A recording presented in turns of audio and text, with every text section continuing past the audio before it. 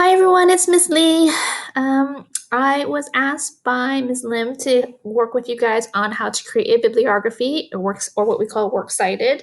Most of you probably know what this is, or I've seen it before. I'm just showing you again and just going over some quick tips on how to make one. So this sheet here, which is a sample works cited page, is going to be given to you so that you can refer back to it whenever. And this is what your final product should look like. Okay, your goal is to get your bibliography or your works cited to look like this. Definitely has a title. I put my name on it. And you can see here are all my sources. They're in alphabetical order. So you see Adams, at Barack Obama, Burns, columns. You can see also that they have hanging indents. This is special. Works cited bibliography always do a hanging indent, which is an inverse indent, because then you can tell it's a new entry. So you have a new source every time, and I can tell where it starts, and it always puts emphasis on the author. Okay. And then, of course, it's in alphabetical order, as you can see. And there are some special things about a bibliography. So as you notice, there's definitely the author's name, last, first. There's a title. It could be the title of the book or title of the article. And if it's just a book, sometimes it's just a publisher. In the case of a website, then you have your article name, then you have your website name, what we call a container, so where this article was found in, and the publisher, who published it, and of course, the last time it was updated, when it was published. And of course, we want to include also the link to where you found this. So as you can see, it's not too difficult. And I've also included some citation maker tools that you can use.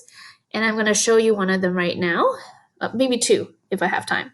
So here, very easy. I'm going to go to a Google channel because for me, I actually have them all in this school library website. So if you don't know what our school library website is, just go to your school library, click on the catalog,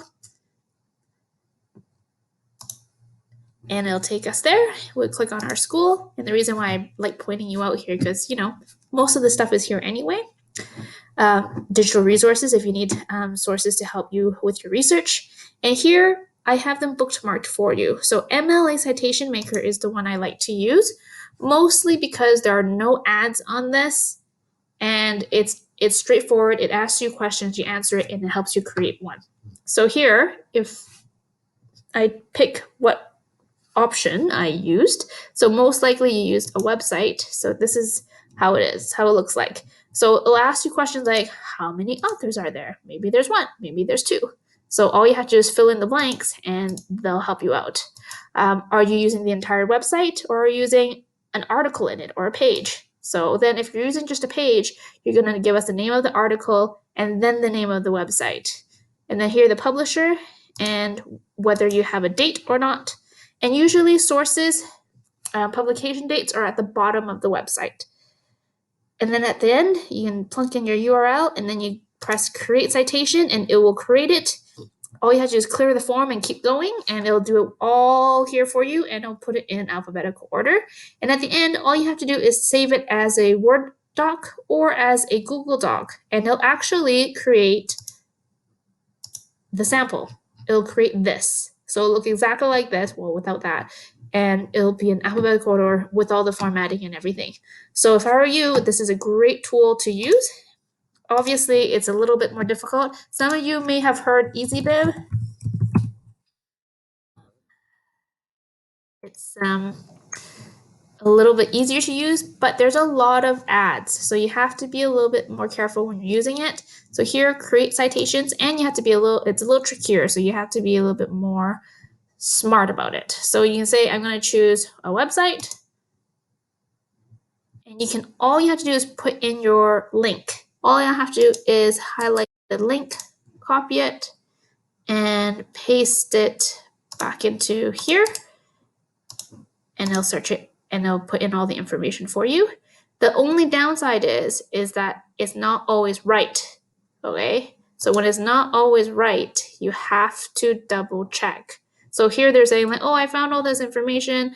Can you figure out who the publisher is and when the date and stuff like that? So you have to actually go in and figure it out. And you can see I'm already bombarded by all these ads. So this, they're saying this is the article title. So we're going to see here, NASA begins full-scale return to shuttles to return to flight. Okay, sounds good, looks right. And then it tells you who the author is, Brian Dunbar. So I'm going to look at this. Is it Brian Dunbar? He was the official.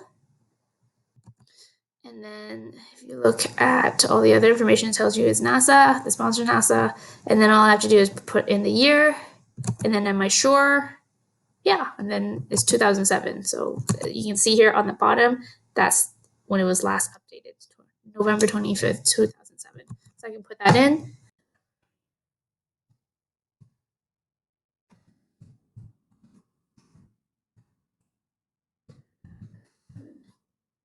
Once it's done, I can complete it.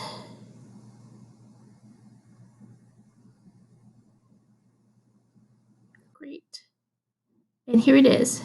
So it does the same thing. You can still export it, save it, and it'll do the same thing as long as you make sure that all the information is correct.